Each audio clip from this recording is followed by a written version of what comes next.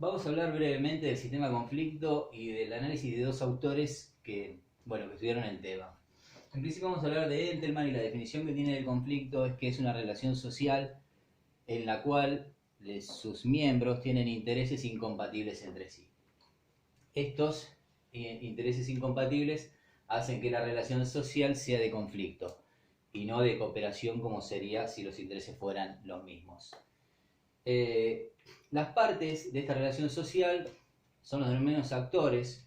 Los actores son, por definición de relación social, seres humanos, pero pueden distinguirse actores individuales o actores colectivos. Actores colectivos es un grupo de personas que está representado por algunas personas. Pueden estar organizados jurídicamente, pueden estar no organizados jurídicamente. En definitiva, sean conflictos individuales o colectivos, siempre van a ser personas las que realicen las conductas conflictivas, ¿no? Que lleven al conflicto. Bueno, respecto de los actores, Entelman habla de percepción y de conciencia. Percepción es lo que percibe el ser humano del mundo exterior, o sea, los datos que recibe del exterior hacia su mente a través de los sentidos. En este sentido, la percepción es la información que la persona recibe del mundo exterior y bueno, lo procesa con su intelecto.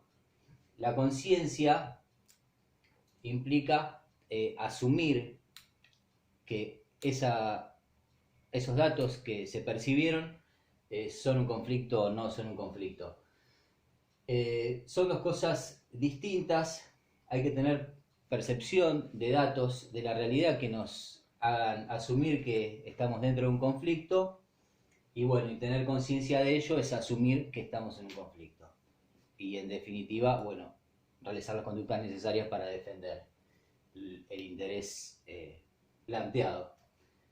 Habla de poder, habla que el poder es el conjunto de recursos que uno de los actores tiene para hacer defensa de sus intereses y en definitiva, bueno, estos recursos de poder pueden ser recursos materiales, pueden ser amenazas, pueden ser recursos bélicos, bueno, en definitiva la persuasión, las alianzas, son todos recursos de poder. No todo es, hay amenazas, también las ofertas son consideradas como un recurso de poder, ofertas que puedan vencer la voluntad de la otra parte y que pueda hacer a sus intereses a los propios, y bueno, en definitiva a través de una oferta, es un recurso de poder. Habla de la bipolaridad del conflicto, habla de que el conflicto es un fenómeno bipolar, son dos intereses incompatibles los que están en disputa, y más allá de que pueda haber actores múltiples conformando parte de un conflicto, siempre se alinean o de un lado o del otro del campo conflictual y bueno, esto hace que el conflicto en sí sea un fenómeno bipolar, más allá de que pueda haber múltiples actores. Habla de terceros y los clasifica por los terceros que intervienen en la solución y los terceros que forman parte del conflicto. ¿Sí? Los terceros que forman parte del conflicto son, por ejemplo, el tercero protector, el tercero disuasor, el persuasor. Bueno, son terceros que estaban alrededor del conflicto y fueron absorbidos por el conflicto, o sea, por una parte o por otra, y empiezan a operar como parte. En definitiva, son terceros que fueron absorbidos por el conflicto y participan en el conflicto. Los que no participan en el conflicto también los podemos clasificar en dos, que son los que están obligados y los que son voluntarios, los que no están obligados. Por ejemplo, los que intervienen en la solución de manera obligada son el árbitro cuando asume el cargo y el juez cuando es llamado a dictar una resolución. Y los voluntarios, podemos encontrar los mediadores, los posibilitadores de comunicación, los moderadores y bueno, esos son los terceros. Habla de magnetismo conflictual y él plantea esto, que el conflicto en sí es un campo magnético, que los terceros que están cerca del conflicto, bueno, pueden ser absorbidos por el conflicto, sea por una parte o por otra. Este magnetismo hace que bueno, los terceros se peguen y terminen siendo parte del conflicto. Es, por ejemplo, hay una pelea y bueno, me acerco. ¿Hasta dónde me acerco sin terminar peleando yo? Digamos, a eso hace referencia, entiendo. Bueno, dejando lo que vimos de Endelman, vamos a lo de Calcaterra. Él hace una estructura, ¿sí?, del sistema del conflicto, o sea, para analizar el conflicto.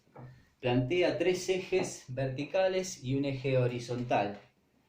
En el primer eje vertical se plantea una deconstrucción del conflicto y en este eje plantea analizar por qué y cómo se llegó al conflicto. Escuchar las narrativas de uno de los actores, que en principio puede ser una narrativa corta, en la narrativa del otro actor, bueno, de los que participen, y en definitiva llegar a completar la estructura necesaria para determinar que hay un conflicto. La estructura de la narrativa debe estar completa, ¿sí? Debemos haber verificado que haya habido un guión, una trama, los roles deben haber sido atendidos y el tema de que se trata, los valores del conflicto. En este mismo eje vertical, cuando es cruzado por el eje horizontal, se estudian las decisiones que llevaron a los actores al conflicto, o sea, qué decisiones fueron tomando que los dejó en esta situación de conflicto. El segundo, el eje vertical, plantea la reconstrucción de la relación. Acá lo que se trata es de hacer que cese el conflicto, que se logre una comunicación entre las partes, entre los dos actores, que se escuchen, que uno escuche al otro y que en lo posible pueda legitimarlo, o sea, pueda decir, bueno, no es tan así, por ahí tiene algo de razón, y dejen de desvalorizarse y bueno, se genere una reconstrucción de la relación, que cese el conflicto y bueno, por lo menos las partes empiezan a tener comunicación. Acá, el eje horizontal que cruza en este segundo eje vertical, se analizan las decisiones que van tomando esas partes para reconstruir la relación y dejar el conflicto, ¿sí? Hacer concesiones mutuas, bueno, en definitiva empezar a pensar en cómo solucionar. Acá se llega al tercer eje vertical, donde él plantea que empieza la co-construcción de la solución, o sea, las partes empiezan a construir una solución.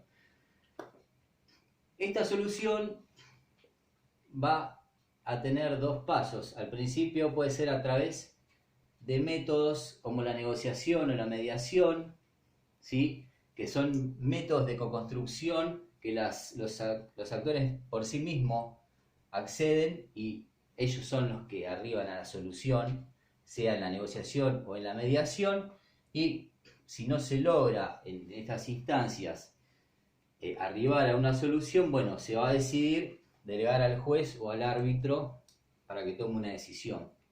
Entonces, las decisiones para la solución en esta instancia de co-construcción son decisiones que están informadas. O sea, la persona cuando arriba una decisión en la negociación o en la mediación, lo hacen por lo menos informadas. Y si no, informadas, dejan esa decisión en manos de un juez. Y bueno, acá estaría analizado el conflicto según la estructura de Calcaterra. Y bueno, eso entiendo que sería todo mi video. Muchas gracias.